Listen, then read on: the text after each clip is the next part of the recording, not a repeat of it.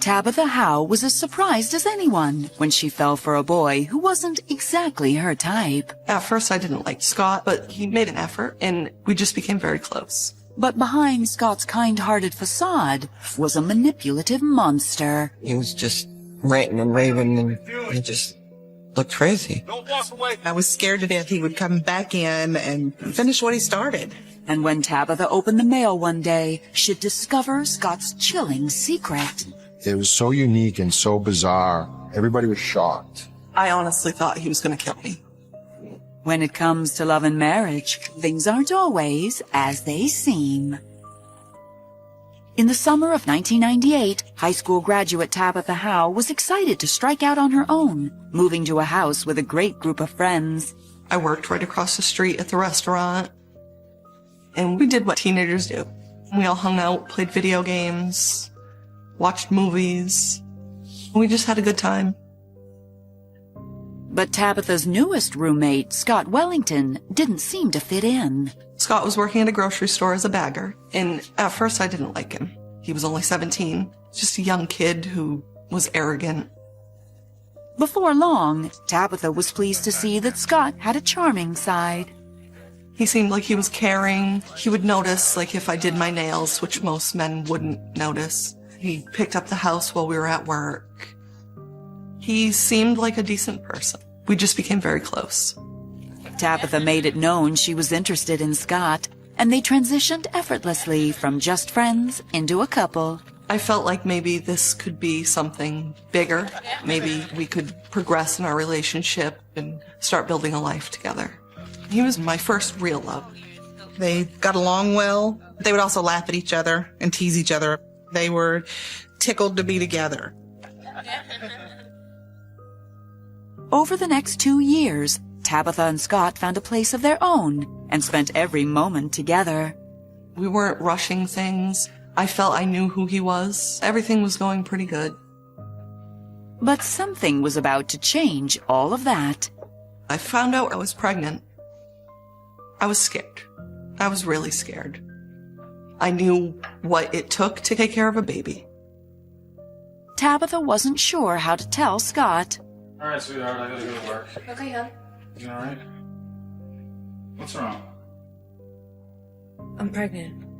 And he just stopped What? and just kind of froze, which made me panic a little. Okay. You're pregnant. Let's do this thing. But then he was like really excited about it. He genuinely seemed very happy. And he said he always wanted a family. And I think that Scott thought it was definitely going to be cake and just really fun. And I knew it wasn't like that at all. 9 months later, the young couple welcomed a baby boy. Scott was a good dad. He was a really good dad. Tabitha was a very good mother. And she was happy, I was happy. I never wanted kids.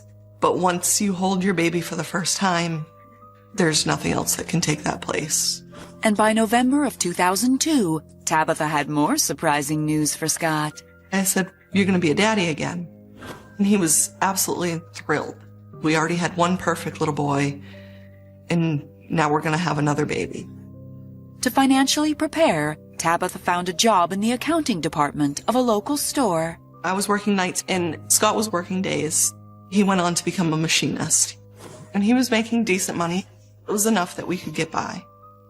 But the excitement of another baby was soon eclipsed by a troubling new side of Scott. Our son was learning to walk, and we had a small shelf up against the wall, and he grabbed onto it to steady himself, and it ended up falling on top of him. He was absolutely fine, but Scott got very angry. Put this here. I just thought he was being protective, but I'd never seen him really get angry before. Then in March of 2003, life took a turn for the worse when Scott announced he'd been laid off from his job. For the next few months, Scott bounced from job to job, but nothing seemed to stick. I would pick up any available shifts at work, but he did not do anything. He didn't do the dishes, he didn't pick up the house. He was very reluctant to actually get a job. and just make some money to help out. She was very frustrated by, always having to clean up whatever mess that was there. Finally, in July 2003, in time for the arrival of their second son, Scott found another good job as a machinist in Greenville, just across the New Hampshire state line. He seemed really happy. He seemed to get a little bit of that spark back and talking like things are going to get better. But Tabitha would soon learn that with every new high came an unbearable low. It was a roller coaster ride. I was really scared. And gradually, Tabitha would be swept into a whirlwind of deception so shocking she wondered if she would even survive. I was stunned. I couldn't quite wrap my head around what had happened. You see this stuff in books and TV shows, you don't think it's going to happen to you. In July 2003, after giving birth to their second son, Tabitha Howe was relieved when her boyfriend Scott Wellington landed a promising new job as a machinist in the quaint town of Greenville. Greenville, it seemed nice and quiet. It's a small little town. We found a cute little 2-bedroom apartment. It was so close to the post office.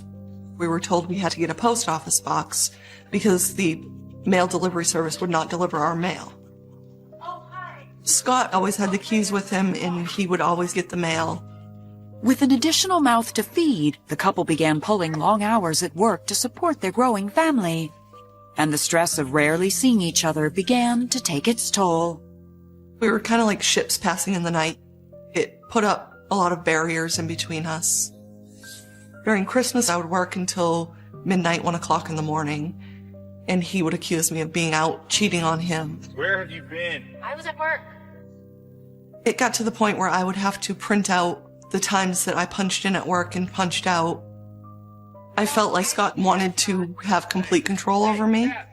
Tabitha was sad, and she just didn't know how to prove to him that she wasn't with other men. Don't walk away from me. Tabitha didn't know what to make of this new side to Scott. But even more surprising, one day that December, Scott completely blindsided her. Scott talked about getting married. It was not something that I have ever wanted. It's just a piece of paper to me. But that's what he wanted. He wanted a real family. So he went and got a ring. Will you marry me? Wow. We had 2 kids. Obviously, this was something that was long term. Yeah. But we never set a date. We just stayed engaged. And I think it was really more in his mind than anything. And after giving birth to a daughter in 2005, and then another little girl in 2009, it seemed their family was complete. I knew I didn't want any more kids. 4 was more than enough. Scott was fine with that. It seemed like things were getting a lot better. Then Scott arrived home one day early from work and dropped a bombshell. Why are you home from work so early? I quit. I was just dumbfounded. And I said, "What do you mean you quit? How are we going to support the kids?" You know we need the health insurance. I know that. Just get off my back about it. It turned into a big fight, and he yelled and he screamed. As Tabitha took on more hours at work, she struggled to understand why, out of the blue, Scott tossed his family into yet another financial storm. It wasn't until January of 2010 when Tabitha showed Scott a listing for a machinist job at a local company called C&M that he finally took action. It seemed like a really great company. He called them. He went down for an interview. They ended up hiring him. Tabitha hoped their troubles were finally behind them. But they were just getting started when Scott made a horrifying decision that would not only devastate Tabitha, but would betray his entire company. He just sounded like he wanted to destroy her. I was terrified. He was a completely different person. In 2010, Tabitha Howe was thrilled when her fiancé, Scott Wellington, landed a solid job, one that enabled him to support their 4 young children, ages 1 through 9. But despite Scott making good money, he seemed to grow more irritable by the day. We can't afford more than one line. And before long, his controlling streak returned with a vengeance. Scott, I really need a phone. Scott got the home phone shut off, and that's when he really started to isolate me from everybody. I got her another cell phone, and I paid the bill. He was not happy about that because there was nothing he could do. And though Scott wanted more control, he didn't seem to want to spend more time with Tabitha and the kids. He would get up really early and say he was going to work, like 3 o'clock in the morning. Okay, thank you. One time I brought him to work and I said, we'll have lunch with you. We'll have a little picnic outside. Oh, no, you can't bring the kids there. No. There could be metal scraps in the yard. It'd be dangerous for the kids. He made it sound like it was concern for the kids. Then, in December 2010, just in time for the holidays, the pendulum swung again. I have a little bit of a surprise for you. He came home and he just started pulling money out of his pockets. And he said that he got a $3,000 bonus from work. I said, really? He said, I helped them get a really big contract. It was fabulous. So I was like, well, it's going to be a really good Christmas for the kids. But when Christmas Eve finally rolled around, Scott had plans of his own. Hey, sweetheart, I think I'm gonna take off and hang out with the guys for a little bit. Okay, that's fine. I said, just don't be too late because, we have a lot to do. He was like, okay, he gave me a kiss. He left. Boom! Gotcha. Tabitha and I were online playing a game. It was just sort of a way to pass the time.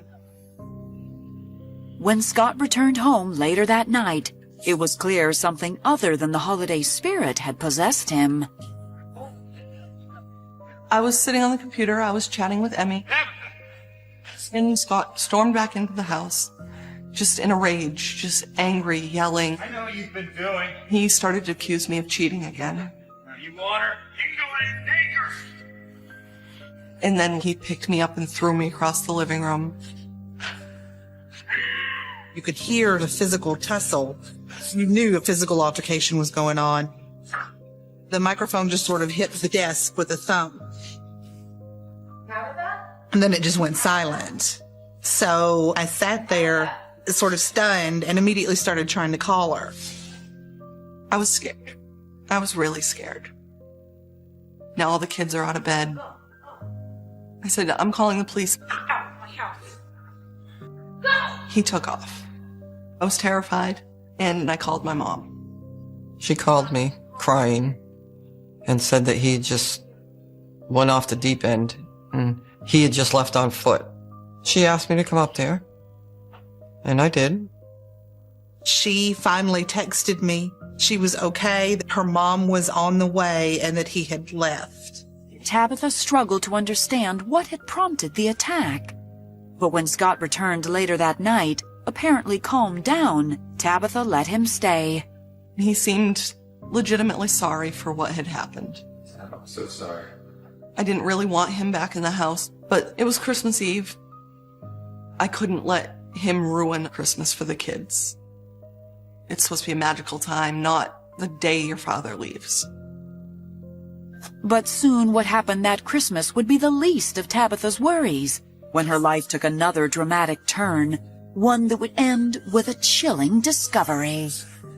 He's devious, crooked, he's a sociopath. There's a very small percentage of people that are just absolutely evil. It shocked me. I was terrified, and I thought, was this his plan all along? On Christmas Eve 2010, Tabitha Howe was suddenly attacked by her partner of 12 years, Scott Wellington. But she allowed him to come back home, if only for the sake of their 4 young children. Scott was very quiet when he came back. He seemed legitimately sorry for what had happened, but he never offered an explanation. I made the decision that night that things were completely over between the two of us, and I just needed to figure out what the next step was. No, do not touch me. And 3 months later, in March 2011, Tabitha couldn't take it any longer. It's over. We had a really big fight. Everything just came out. I just couldn't handle it anymore. I was all done. I just needed him gone. I threw him out. Over the next month, Tabitha wanted nothing to do with Scott. But with the children, it wasn't possible. Scott was supposed to come and see the kids for Easter, and we had agreed upon that. As Tabitha prepared for the visit, she kept busy by running a few errands. I was going to the grocery store, and I stopped to get the mail. Getting the mail had always been Scott's job. So when Tabitha opened their P.O. box, she was floored at the number of unpaid bills.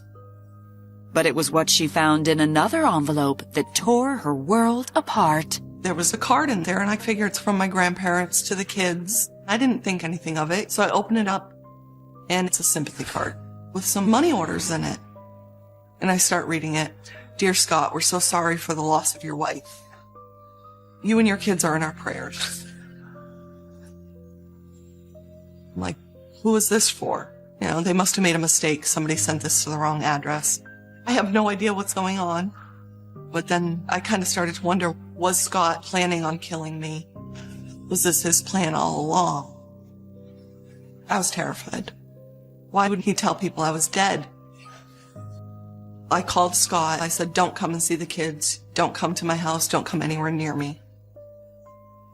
The following Monday morning, Tabitha spoke with Scott's boss, who was surprised to see her alive and well. As they discussed the circumstances surrounding the card, Tabitha learned the situation was far worse than she imagined. Not only had Scott told his colleagues she'd passed away, he had done so after weaving a year-long tragic tale about a mythical battle with cancer. Scott told them that I had been diagnosed with stage 4 breast cancer and that I was getting sicker and sicker by the day.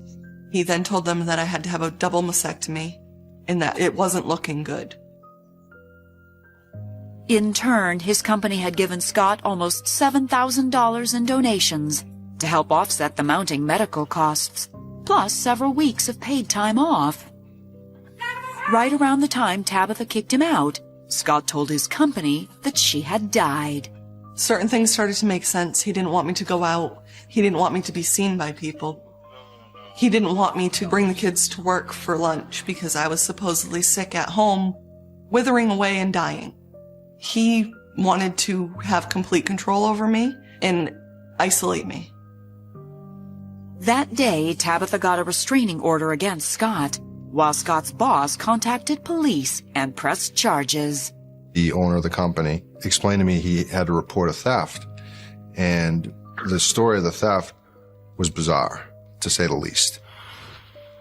I had Scott come in for an interview, and he didn't try to lie or deny anything that had happened. He painted the picture that the family was hard on times, and he was trying to make ends meet as best he could.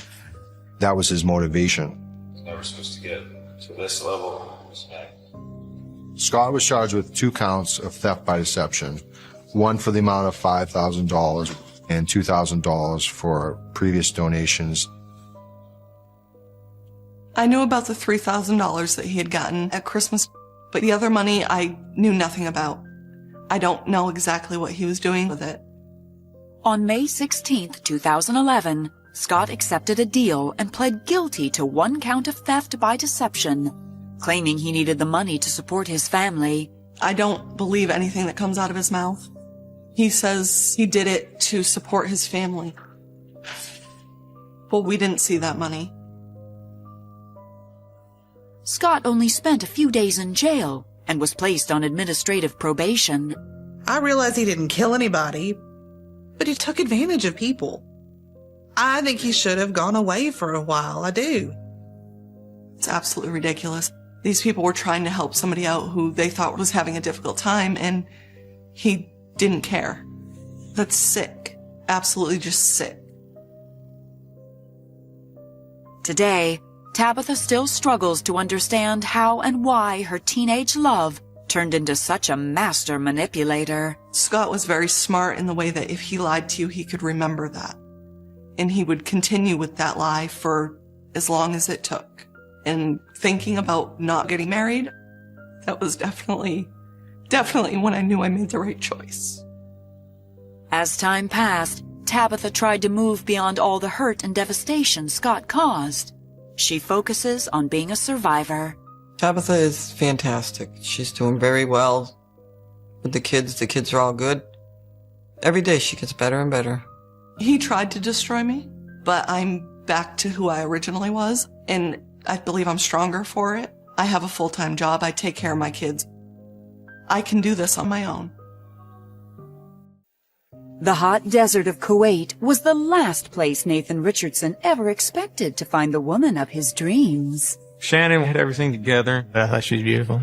And wherever we went, we had a good time. But behind her gorgeous Hollywood looks was a fiery devil. You don't plan on that kind of evil coming into your life. It was just the beginning of the nightmare.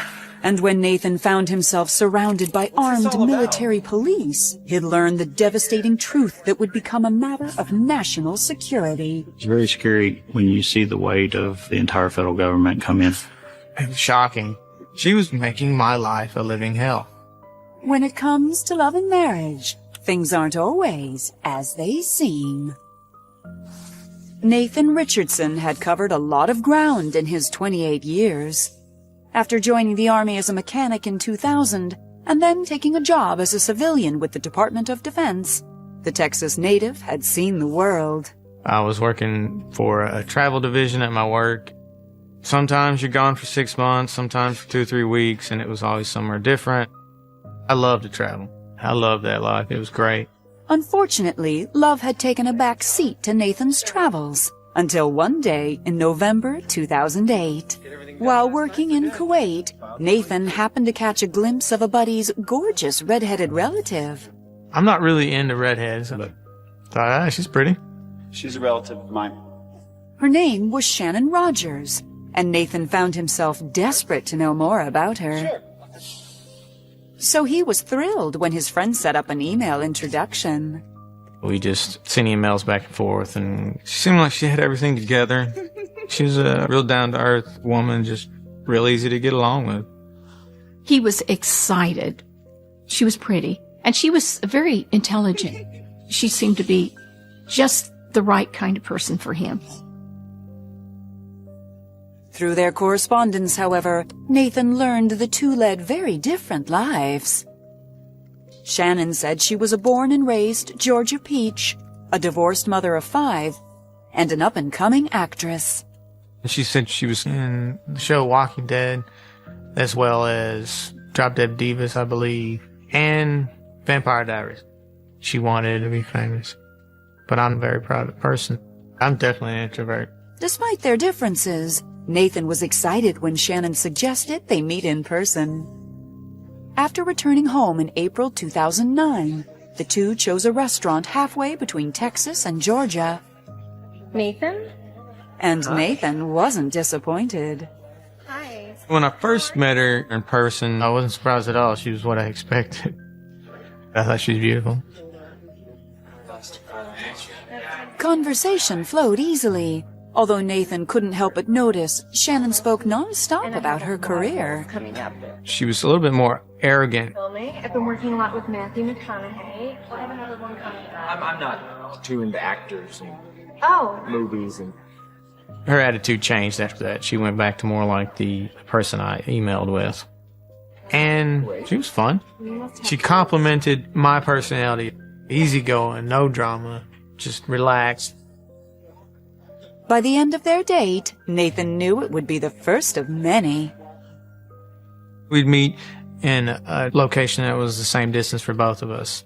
And other times she would come all the way to Texas, or I'd go all the way to Georgia. Wherever we went, we had a good time. It just seemed so effortless to be in a relationship with her. And Nathan was relieved when he met Shannon's boys, and they all hit it off famously. I had a lot of fun with the boys. Shannon said she got divorced in 2004 because she said her ex-husband was almost like a monster. So it always made me feel like I should step in and take responsibility as a male role model. By 2011, after 2 years together, Shannon began hinting they should take the next step in their relationship. She said, as an actress, they can do their job from anywhere. It didn't seem to be a problem that she moved to Texas. We were happy for him. We were hoping that she was what we would like to have in our family. Although the circumstances under which those next steps began to unfold were not as celebratory as Nathan had hoped. She called and she said she'd been to the doctor. They did a CT scan and they found something. It's a brain aneurysm. Oh my God. Worried, Nathan rushed to Atlanta to tend to his girlfriend, but was surprised to find her in good spirits. She said that it was supposedly early stages. She was just getting headaches. I'm really fine, but I was more worried about her well-being. Nathan thought the smartest thing to do was move Shannon to Texas right away so he could keep watch over her and the kids. Once she'd officially become a Texan, the young couple decided to make their relationship official as well. That fall, the two tied the knot in Nathan's backyard, with close family as witnesses. I loved her, and she had my trust, and I think that just made it that much easier. Nathan was ready to settle into wedded bliss. Instead, his life with Shannon would be anything but blissful, as he found himself cast as the unlikely villain in a plot that would shock the entire country. You're almost like, I can't believe this is happening. And they put handcuffs on me. I thought, what in the world's going on? In the fall of 2011, newlyweds Nathan and Shannon Richardson settled into his Texas home together with her 5 sons. As Shannon dealt with the early stages of an aneurysm, Nathan realized how lucky he was to be with such an exceptional woman. Shannon was intelligent, just sweet, funny. If we had any kind of disagreements, we'd talk through them, no problem. Things were looking good. But to Nathan's surprise, just a week after the wedding, Shannon's personality seemed to suddenly change. The sweet, laid-back woman he'd fallen in love with was now acting downright pushy and demanding. You are. Where have you been? Working? You want to be? She was trying to order me around and trying to tell me what to do. Excuse me, but there's... So I said, I don't deserve this. I don't treat you this way. You need to stop treating me like one of your kids. And then she did a 180 and started going back the way she was before. Soon, however, Nathan realized there were other aspects of Shannon's personality he'd never seen while apart. She would start a fight before we went into some kind of public setting or people were going to come over. What are you wearing? What is that? She wanted me to seem like an angry person. Get upstairs and change! And it was hurting me. I feel like I was falling apart. By November 2011, only 1 month into their marriage, Nathan couldn't help but wonder if he had made a mistake. She was deliberately making my life a living hell. I'm getting a lawyer. But before he had a chance to file divorce papers, Shannon dropped some devastating news. I went to the doctors earlier today, and they told me that I have brain cancer. The way she put it, she didn't have much time to live. It was that bad. It was terrible. Nathan couldn't help but wonder if this was the cause of Shannon's erratic behavior. I thought, oh my gosh, maybe they misdiagnosed the aneurysm and it actually was cancer. We were just brokenhearted. Despite the decline of their marriage, Nathan wasn't the kind of man who'd desert his wife in sickness. She knew what kind of person I am. I take care of people I love. Hey, where are you off to? Just the doctor, nothing. Let me come with you. Oh, no, it's okay. It's just a routine checkup thing. It seemed kind of a little strange that she didn't want me to go. Well, at least give me the name of the doctor. Why are you treating me like a child? You're not my father. I said, no, I'm your husband, and I'd like to kind of know what's going on and talk to the doctor and see what the options are. And she wouldn't tell me a doctor's name. As the months went by, even though their relationship was still a little rocky, Nathan stuck by Shannon's side. But it was difficult watching his wife's decline. She went to Georgia to have some kind of special chemotherapy. I don't really know exactly what all it was. But her skin was like a whitish, yellowish color. She lost a good, 10, 15 pounds. And her eyes looked more sunken in. He was sad and he was hurting. He was manning up for the whole thing. You start the stages of grief before the loss, but you anticipate the loss. I was never really worried for myself. It was more about the boys. I was worried about what they were going to have to go through. I felt like if she did pass away, I wouldn't want him to go back to this monster ex-husband. I would have taken care of him. But just when Nathan had finally wrapped his head around Shannon's devastating diagnosis, he received news of another unexpected development. I was hoping that there was some mistake. It was just horrible. We both sat there and bawled. In January 2013, Nathan Richardson was still adjusting to learning his wife Shannon had brain cancer when he received more unsettling news. Shannon sent me a picture of a pregnancy test. I was kind of shocked because she was supposed to be on birth control, and there was a possibility she wouldn't live long enough to have a child. And our relationship was up and down, and sometimes we were good, sometimes we weren't. So I definitely didn't want to have a child under those circumstances. When Nathan spoke with Shannon later that day, she assured him that everything was under control. Are you okay? There's a specialist in Georgia that I was going to go see for a couple of days. Well, I'll go with you. Oh, no. It's okay. But I was never allowed to go. For some reason, she wanted to keep it a secret, so we were concerned about that. That spring, while Shannon's health seemed stable for the moment, Nathan's life took yet another dramatic turn when he received a phone call from a credit card company. They said that a credit card had been opened in February. They were saying it was already maxed out, like $6,000 worth of credit card charges already. I said, this is impossible. I'd asked what some of the charges were. It was places that Shannon liked to go shopping. I did a credit report to see what was going on. Ended up finding 6 other credit cards. They're all maxed out. I was pretty upset. Nathan knew his wife was the only one who had access to his information.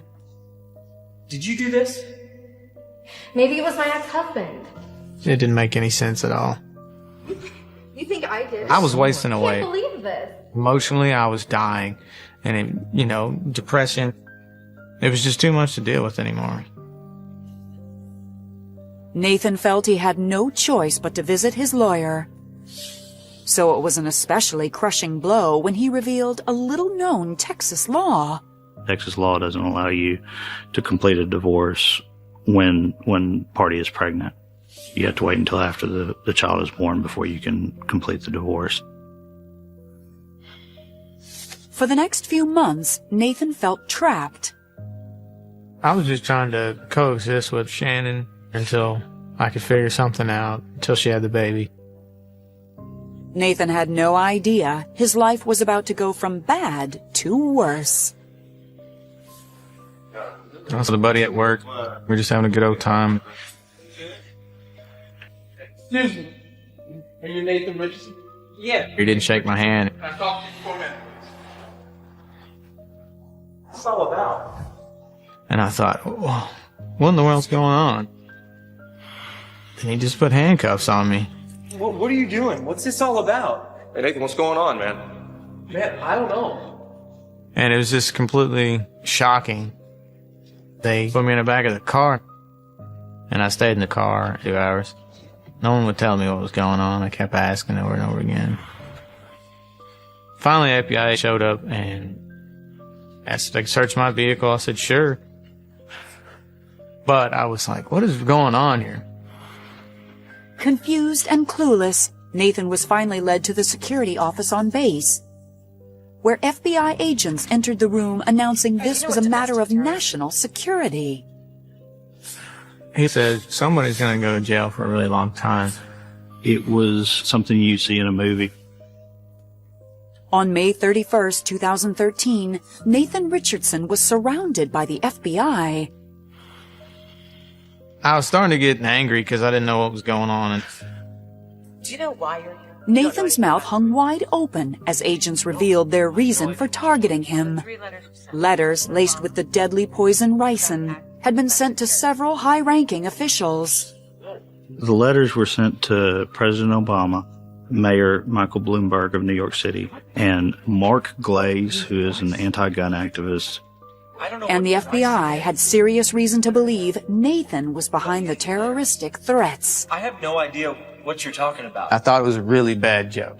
It's like your head and your heart, like all of a sudden just have like an attack at the same time. I didn't do anything.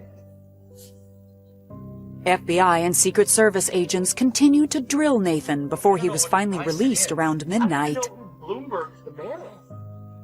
For the next 3 weeks, Nathan stayed at his parents' while his house was under quarantine, with no word from Shannon. We had 2 FBI agents stay outside the house. It was hard to sleep. It was hard to eat. Luckily, through news reports, Nathan was beginning to piece together what had happened. And with every report, he sank further into shock. It turned out it was Shannon who'd gone to the FBI. Shannon left one morning after he had gone to work. Kids were at school, and she drives to an FBI office in Shreveport. She said, "I think my husband sent these letters." And they had her sequestered away. Shannon was trying to frame me as some kind of backwater, gun-toting, crazy person. She was pretty evil. But a few weeks later, Nathan received a shred of promising news. The FBI had 3 theories. He did it, she did it, or they did it together. And very early on, unbeknownst to Shannon, the FBI followed her. And at some point, she made a statement to someone that she was going to run. And they went and arrested her. That's when she confessed to certain parts of what happened, but still claimed that Nathan was involved. Shannon admitted that she had ordered the castor beans online, which she used to make the ricin. She claimed that on the morning of May 20th, 2013, she'd sent all 3 poisoned letters because Nathan had forced her. I don't understand what he put me through. He made me do it. But investigators weren't buying it. There are date and time stamps on computers when you do things. And Nathan had alibis most of the time that anything was happening. And I think that clarified to them who was really involved. On June 7, 2013, Shannon was charged in federal court with possessing and producing a biological toxin. While Nathan finally knew who had framed him, he struggled with why. I think it was just her way of getting the attention that she's always craved. But it wasn't until Nathan spoke with Shannon's previous husband that he learned the extent of her award-winning acting abilities. She said she got divorced in 2004, which was a lie. She'd been divorced maybe 18 days before she married me. And I'm really glad. Yeah, her ex-husband is nothing like what she described. He was not violent, real nice guy. Nathan's mind raced back to Shannon's brain aneurysm and cancer diagnosis. It was all kinds of deceit and lies, and the FBI told me she didn't have cancer. I think she was just starving herself. She was pretty good at doing makeup, so I wasn't surprised at all. It was just one more angle of control. Nathan now viewed his reaction to Shannon's credit card fraud as the catalyst for her actions. We think she was trying to go back to Georgia before the baby was born with the hope that he would be in jail and she would be able to get his house. I think she thought she had come up with the perfect way to get rid of a husband and get some notoriety. In December 2013, Shannon Richardson pled guilty to all charges. 7 months later, she was sentenced to 18 years in prison, all the while soaking up her 15 minutes of fame. She lives in her own world, and I think this is one of those cases where crazy applies. 18 years. That's a long time for a pretty lady who's not going to look so pretty by the time she gets out. Her love was based off of what you did for me. And it really wasn't love. It was some kind of disease. Today, now that his divorce is official, Nathan has done his best to move on, changing his appearance and his outlook in hopes of a fresh start. I forgave her almost immediately. I don't think a lot of people understand what forgiveness is really all about. It's more about yourself and not the other person.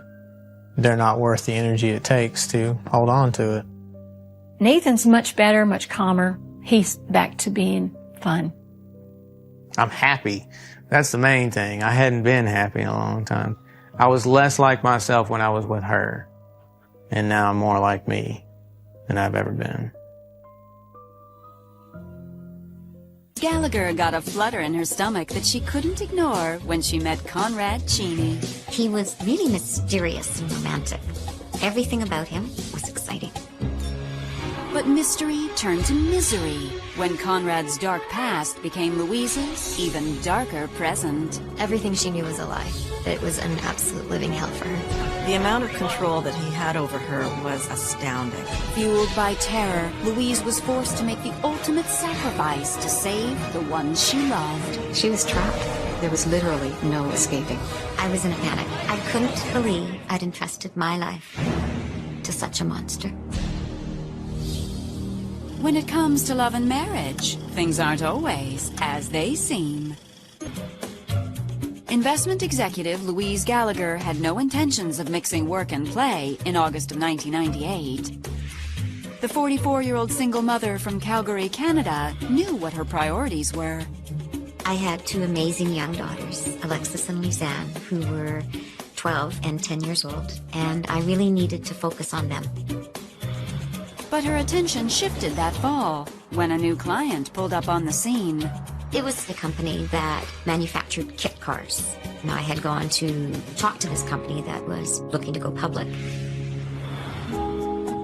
And when Louise met the company's senior partner, 45-year-old Conrad Cheney, she was instantly charmed. When I first met Conrad, I shook his hand, and, I had that sense that I'd met him before, and I said, "We met before? You look really familiar." He looked deeply into my eyes and said, "Oh no, if we'd ever met before, I'd never have let you go." Ooh, wow. Oh, that's quite the line to him. But as Louise blushed, Conrad suddenly turned pale. Midway through the dinner, suddenly Conrad got really shaky and started to have, belabored breathing. I had no idea what was going on. He got up from the table and made a phone call, and then two guys from his plant came and they left. I was feeling really unnerved. To disappear like that, it's very strange. Several days passed before Louise finally heard from Conrad, and his explanation created more questions than answers. Conrad called and told me that he had been quite ill. I asked him what it was, but he wouldn't talk about it. It was clearly distressing him. I was definitely worried about him. Over the next few weeks, however, Louise's concerns were overshadowed by Conrad's charm. Conrad was the ultimate romantic. He sent this huge bouquet of flowers one day with a note that just said, "From one of your greatest admirers." So I was falling hard for him. I thought he was really charismatic. I could tell my mom was genuinely falling for this man, and so to see her find someone was really exciting for us. After 3 months of dating, Conrad treated Louise to a spontaneous weekend getaway. And the surprises didn't stop there. We got there and were at dinner, and he pulled a ring out of his pocket. I mean, it was stunningly beautiful. I was shocked. And I said, "This is way too soon. We need to just take this slowly. There's all the time in the world." That's when Conrad made a dire confession. He said, "I have a heart condition. If I don't take care of it, I'll be dead by Christmas." Just a couple of months away. I was stunned. I couldn't believe that here's my Prince Charming and he's gonna die. Conrad told Louise the only thing that could save him was an experimental surgery in California. So that night, Louise accepted Conrad's marriage proposal. I didn't know if he would survive this surgery. But how could I say no to a man who loves me so deeply and needs me? I felt that I had to do this for him. But Conrad's heart wasn't the only thing in trouble. And before long, Louise would find herself drawn into a dark underworld that she couldn't escape. Louise had no idea what or who was out there, and and she was terrified. We were blindsided when things began to unravel. I was in too deep, and it wasn't going to stop until they had what they wanted. In the winter of 1998, Louise Gallagher was devastated to learn from her fiancé, Conrad Cheney, that he had a rare heart disease and his time was running out. Conrad told me that he had 3 months to live. Needless to say, I wanted to spend every moment with him that I could. But according to Conrad, with a risky surgery scheduled in the coming weeks, he was too busy to spend much time with Louise. Still, Conrad was there for Louise when it mattered most.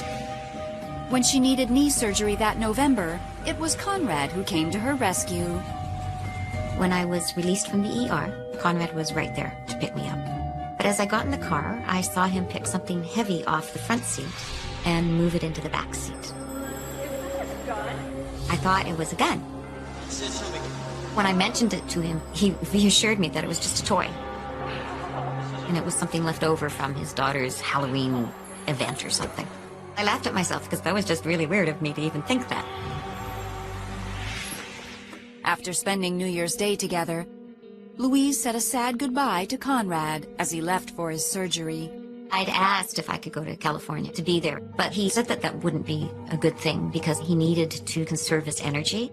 So I remember feeling so lost because I knew he may or may not survive. Finally, 4 days later, Louise received a call, but it wasn't from Conrad. It was his associates calling me to say that they believed it was a success. They said he wasn't able to talk. They were trying to keep him really quiet and calm. She was relieved that he'd made it through the surgery, but still very frustrated to be here in Calgary. She really wanted to be there with him. So Louise was overjoyed when her fiancé returned the following month and said he was fully recovered. I was just ecstatic to be with him. But I must admit, he looked really healthy for a guy who'd had this crazy, risky surgery. But I just decided to let it go. But what Louise couldn't let go was the feeling she was inching closer to the bottom of Conrad's priority list. Conrad was always too tired from recovering or too busy catching up at work. And I began to feel more pushed to the side.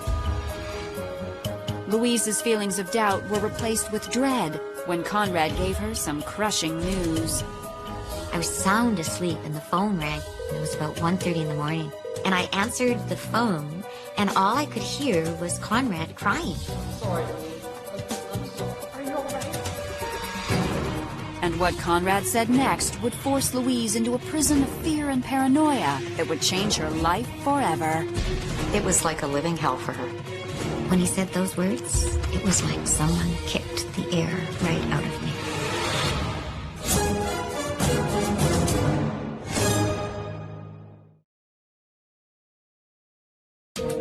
In February of 1999, Louise Gallagher received a frantic phone call from her fiancé, Conrad Cheney, that turned her entire world upside down. All he would say was, "I'm so sorry, I've put you in harm's way." And he told me that he was part of an organized crime family and that they had discovered his love for me. I was stunned. I couldn't believe that it was true. According to Conrad, his mafia family was angry that he was in love with someone outside their trusted circle. After all, with pillow talk comes loose lips.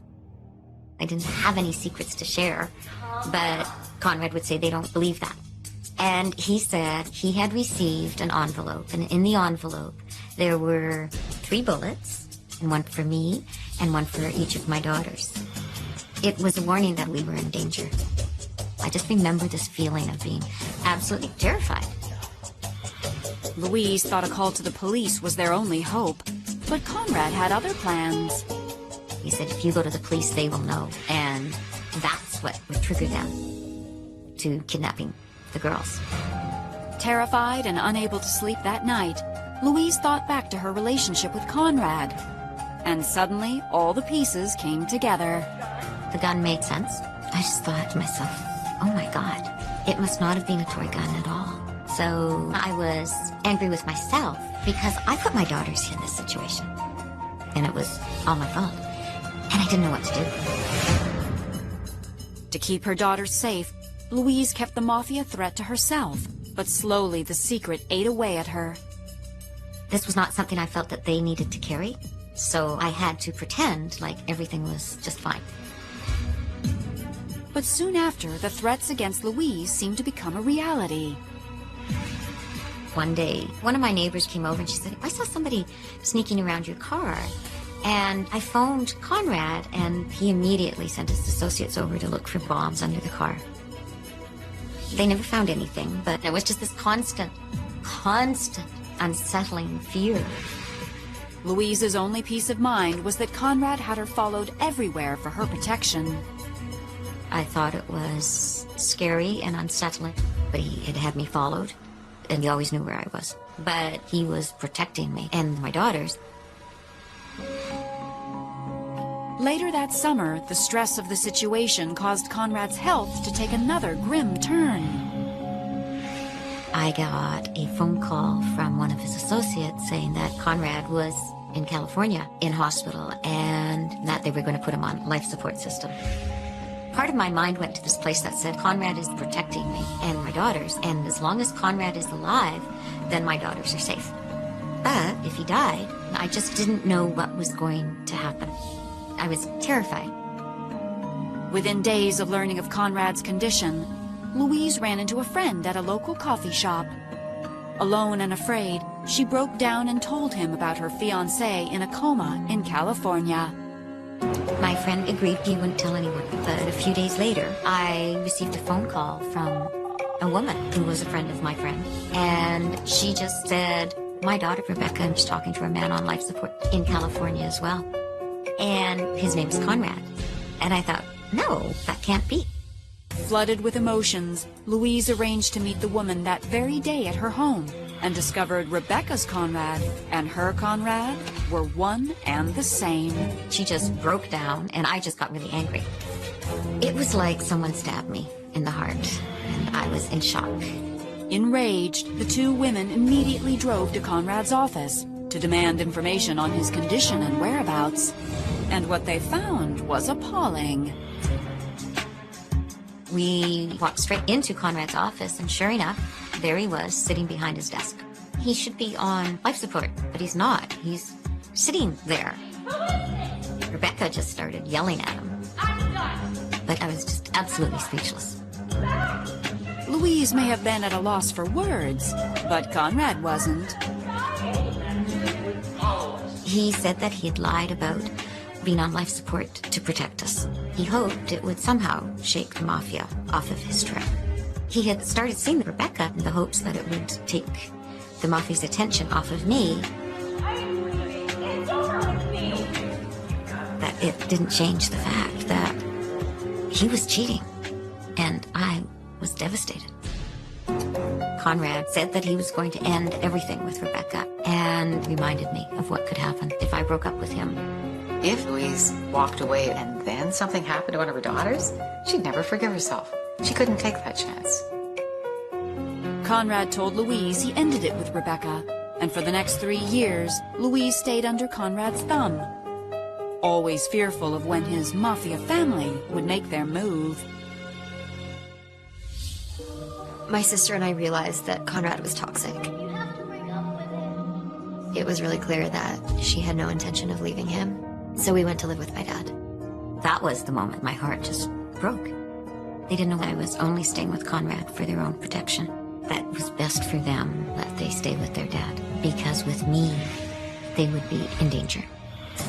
By January 2003, the strain and threats were becoming too much. So Conrad came up with a solution. The couple would steal away in the middle of the night to the Canadian countryside, where no one, not even the mafia, could find them. All I could think of was that I had to get him away from the people I loved, so I just went with him. But soon Louise would discover that the mafia was the least of her worries. There was something much closer and much more dangerous to fear. She had no idea what Conrad had in store for her. She never saw it coming. My biggest fear was that I'd never be able to tell her that I still loved her. I remember thinking, he's going to kill me. Today's the day. In the spring of 2003, Louise Gallagher was convinced that she and her fiancé, Conrad Cheney, would be safe from the mafia by hiding out in the Canadian wilderness. For 3 months, we stayed in a bed and breakfast out in the country. But Conrad was acting so different. He would scream and he would remind me of how all of it was my fault. I was just terrified. I just thought he was going to kill me because he had to get rid of me. And I kept waiting for him to do it. After almost 4 months of hiding, they had some unexpected visitors. I was in a panic. I thought the police were going to tell me that something had happened to my daughters and that this, all of it, had been for nothing. Louise was shocked and relieved to learn that it wasn't her daughters that were in trouble. It was Conrad. They had a warrant and they started to read off the list of charges and they told him he was under arrest. And I thought, who is this man? Conrad wasn't wanted by the mafia. He was wanted by the law for charges of breaking and entering, fraud, and forgery. And thanks to Louise's loved ones, police were able to track him down. When Louise vanished, we had a sense of the peril she was in. So we went to the police and we told them that we knew she was with Conrad.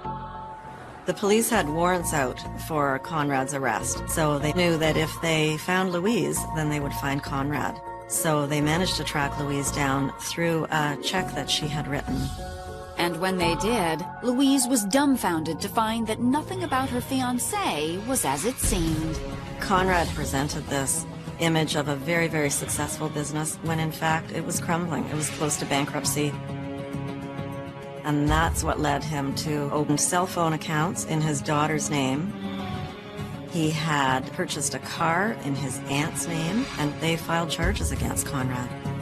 This lightning bolt hit me, and it wasn't until then that I realized just how deeply rooted Conrad's lies were.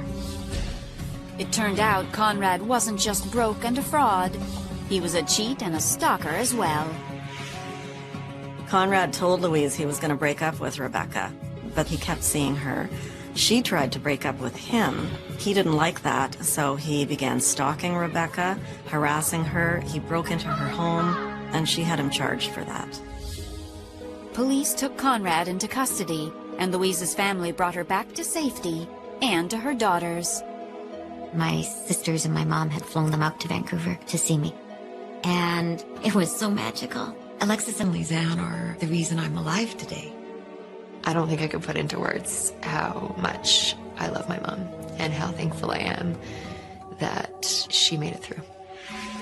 With Conrad behind bars, Louise learned the truth from police and finally realized she was just a pawn in his sick game. The only heart condition Conrad ever had was that he didn't have a heart. He was not part of an organized crime family. There were not these evil men waiting out there willing to kidnap the girls. Everything he told me was a lie. I felt used and I felt empty and I felt devastated. In July of 2003, Conrad Cheney pled guilty to fraud, forgery, and breaking and entering. He was sentenced to 2 years, 1 month, and 26 days in federal prison. This wasn't about a love affair gone bad. It was about abuse. I didn't believe evil existed, but I believe evil does exist now.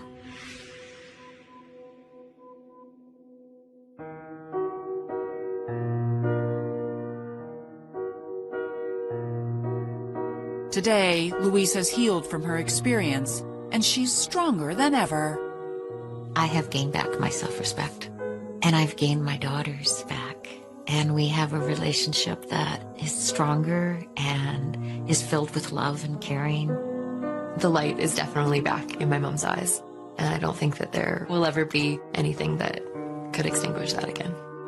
I can't stop an abuser being who they are, but I can't stop their abuse in my life. Nothing.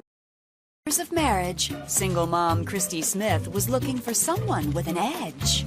Randy was wild and exciting, and he treated me like a total princess. He made my mom laugh, and they meshed well together. But Christy had no idea her new love's deception would cut like a knife. I didn't think anybody could ever be that evil. And the man who brought her so much pleasure would bring her unimaginable pain. It was absolutely sadistic what he did. I just kept screaming. The pain was unreal. When it comes to love and marriage, things aren't always as they seem. In the fall of 1999, 30-year-old Texan Christy Smith couldn't deny that after 10 years of marriage, the magic was missing. There was no excitement. There was no passion. So all of a sudden, I found myself separated with a 13-year-old and an 8-year-old. But I was very excited to start dating, to get back out there. So it seemed fortuitous when that October, she and her best friend Crystal ran into an old high school friend, Randy Cooper, at a local bar in Fort Worth. I had a very big crush on Randy when we were in high school, and I just thought he was gorgeous.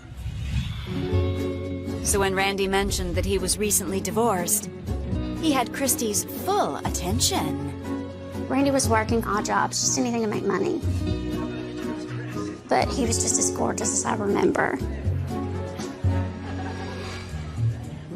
As the three friends reconnected, however, it seemed Randy had his eyes set on Crystal. Randy was attractive, and he was so funny. So I decided to go ahead and give him a chance to go ahead and go out with him. I would have wished it was me, but it was fun being around him. After the night we met, we became very good friends. But the following week, after one date with Randy, Crystal decided he wasn't the man for her. I met him at a restaurant, and within 5 minutes of him telling me that he was in prison, Don't worry about it. I thought, this man is weird and crazy. I told Christy that I knew that this was not a man I would ever date. She just thought he was too wild. And Randy would tell me stories that just seemed unreal. I wasn't really surprised because I really knew Crystal and that he wouldn't be her type. But it didn't bother me at all. It actually intrigued me. Bye. So when Christy dropped by Randy's house a few weeks later, she was excited when he hinted that he wanted more than a friendship. Crystal just doesn't get my humor. He said, but you do. He said, and we have so much fun together. He was interested in actually dating me. I was just on cloud nine. Over the next month, Christy began seeing Randy regularly, despite her friends' disapproval. The more I tried to get Christy to stay away from Randy, the closer they got. So I did not hang out with Christy while they were together. Randy always said Crystal's just jealous. It bothered me when Crystal would talk about Randy because I was crazy in love. We had so much fun together. But the icing on the cake was seeing how great Randy was with her kids. Randy was fun to be around. He would spend time with us, not just my mom. He would tell us jokes and would always cut up with us. He even kept Christy entertained with his over-the-top storytelling. One morning, Randy said, have you ever heard of possum and snake? And I said, no. So he told me that a possum comes up and there's a snake by the river. And the snake's cold. Tells the possum, will you please let me in your pouch to get warm? If you'll help me, I won't bite you. So the possum lets him in his pouch, gets him across the river. And as soon as he does, the snake curls up to strike. And the possum says, wait a minute, I thought you were gonna hurt me. And the snake says, I'm a snake, stupid. What did you think? Then the snake struck the possum and killed it. I had no idea why Randy told me that story. What does that mean? I just didn't get it. But Randy kept me on my toes. And I loved it, every bit of it. So after 2 months of dating, when Randy asked her if he could move in, Christy was ecstatic. We always wanted to be together, and the children seemed to really like him. And so he moved in. I was a really lucky girl. But Christy had no idea her luck was about to run out when Randy's wild imagination would become her terrifying reality. His behavior had changed so drastically. He had a plan and nothing was going to stop him. I saw the joy he took in causing pain. He was just evil.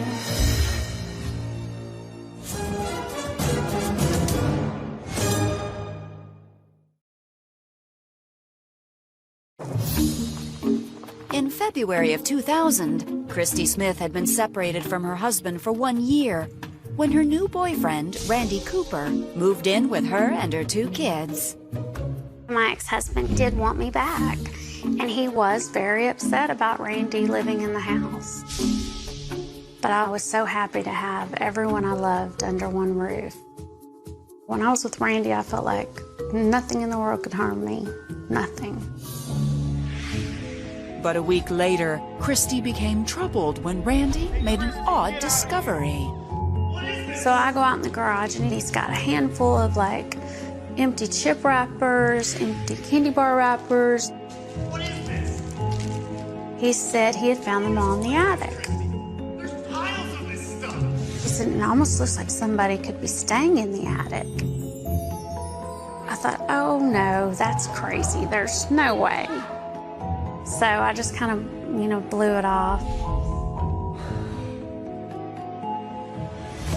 Then the following week, Randy came home with more disturbing news.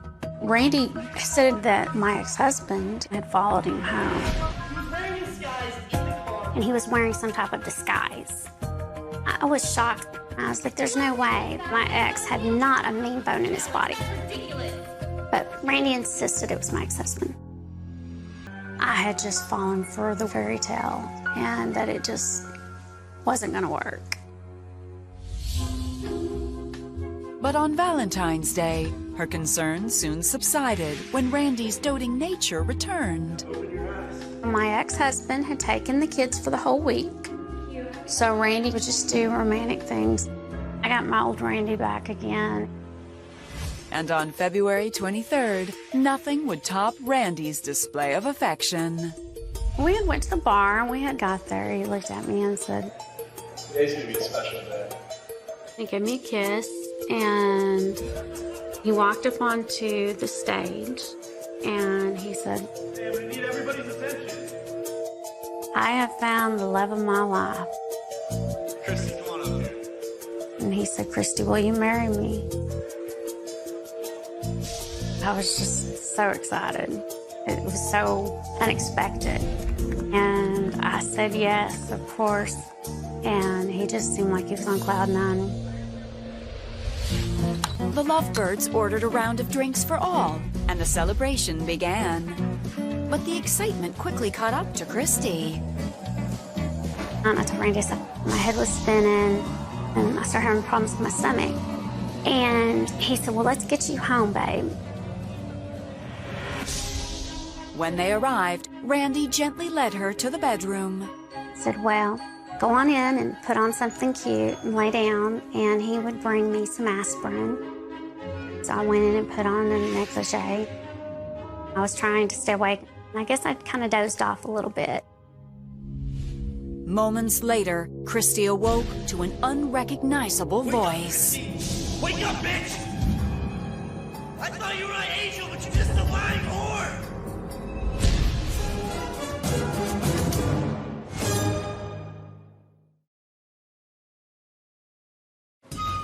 After her boyfriend proposed on February 23, 2000, Christy Smith dozed off peacefully, but woke up in a nightmare.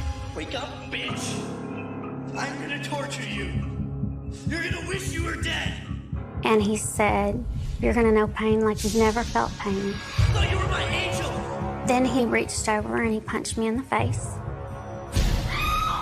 And I was just shocked. Before Christy could even react, Randy grabbed a bat. He hit me in the head with a bat. And I kept putting my hands over my head. And he said, better put them hands down. And I started screaming. And I kept asking him why. Randy said, I kissed a male friend of mine at a time before me and him had started dating. And he told me that he was going to torture me until he knew the truth. Did you kiss him? What he was asking didn't make sense. Why would he care if I kissed this man before we dated? And I said, I love you, Randy. I would never cheat on you. And he said that that was a lie. And then he doubled up his fist and he hit me. You're lying to me! The pain was unreal. And my face was bleeding. And I kept telling him I didn't do it. But I'll tell you I did. If you'll just stop. Just stop. And he just laughed and swung again. Then he choked me till I was consciousness. And I woke up and he was slapping me in the face. And he said, you're not getting away that easy. I thought Randy was going to kill me. Randy was unrelenting as he continued to torture Christy over the next several hours. There were tools on the dresser. And he picked up this belt buckle. And he hit me from head to toe. He picked up the wire cutters and the pliers. And he started to cut my nipples off. It was just the most unbelievable pain. Then Randy suddenly paused to show Christy his handiwork. Just as hope seemed lost, Christy's thoughts turned to her children. I loved my kids too much. But I was not gonna let him win. I was not. I had to be there for my babies. In that moment, I knew that if I didn't make it to that phone, that there was no hope. And the thought came to me, I told Randy, let's just try to call my friend, that guy that you were accusing me of kissing, and he'll tell you the truth. He'll tell you if I kissed him or not. And he said, if you can't make it into the kitchen, you're not gonna have any idea what pain is. Christy crawled to the kitchen to get to the phone.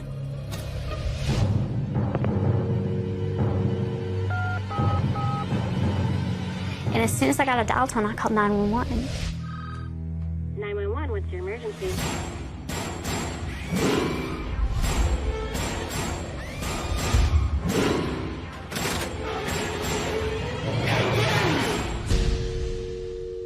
Hello, are you there? Hello?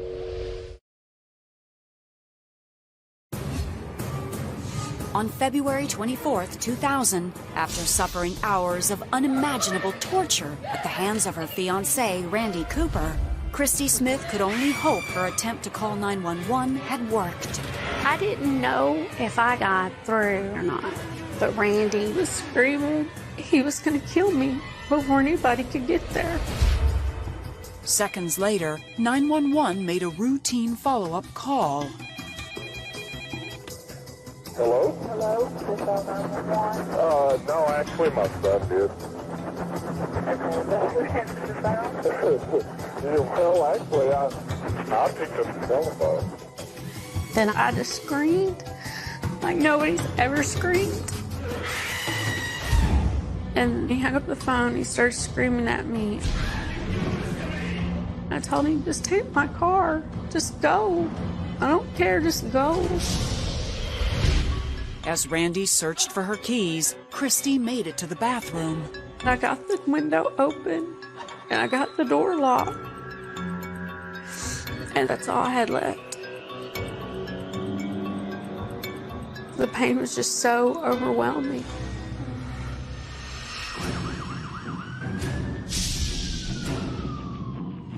Two patrol officers were dispatched. When the officers pulled up, Randy was walking out the front door. They noticed that he had blood on his clothing and blood on his hands, and he kept trying to tell the officers that children had made the 911 call. They might have been playing with the phone, you know. But they heard faint screams coming from within the house. Officers detained Randy outside, and the other officers made their way into the house. police discovered Christy barely conscious. Randy's trying to kill me. She was bloody and bruised, and she was telling them that Randy was trying to kill her. She had significant injuries. Something horrible had gone on in the home. I haven't seen any assault like that ever. Randy told the officers that Christy had come home in that condition, but it was obvious to officers that a disturbance had gone on there. They found blood in the bedroom, ball bats, a hammer, pliers, apparently items that Randy had used on Christy at the time. From that point forward, Randy would no longer speak to the police and ask for an attorney. Randy Cooper was immediately arrested while Christy was rushed to the nearest hospital. Christy had skull fractures, a broken jaw, broken teeth. She had a broken arm and significant bruising and cuts all up and down her body. I was amazed that she was still alive. I knew that Randy was crazy, but I didn't think anybody could ever be that evil or how anybody could do that to another person. It was really horrifying to find out what happened. I talked to my mom on the phone while she was in the hospital. She told us that everything was okay and that she'd be home. While awaiting Randy's trial over the next 2 years, Christy healed physically, but emotionally she was still suffering. I remember just still being in shock. It didn't make any sense how he could hurt me that bad. Because I loved him completely and with all my heart. And for years and years.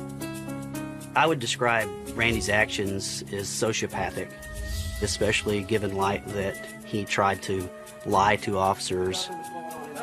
I believe if Randy had actually killed Christy, that later down the road, other people would be in his crosshairs as well. Christy couldn't help but wonder if Randy had been planning the attack all along. There was no real reason behind what he did because he thought I kissed a male friend of mine. It was like he was grasping at a reason to hurt me. I believe Randy was trying to set up my ex-husband from the very beginning. I think he saw that there was a possible way to kill someone and get away with it. I think that the whole time he had been planning to torture me. And now she understood why Randy might have chosen her instead of her best friend. I think he saw me as an easy mark because I was trusting. All I kept thinking is how I could have been so gullible, how I could have been so wrong. On July 11th, 2002, Randy Cooper was found guilty and sentenced to 99 years in prison. I loved him so much, and I would have done anything except die for him. Randy won the battle, but I won the war because I lived. Today, after countless surgeries, Christy still suffers a great deal from her injuries. I have my good days and my bad days.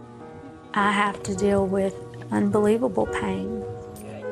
And it is a limited life that I have, but at least I have one. It's going to be a struggle for her the rest of her life.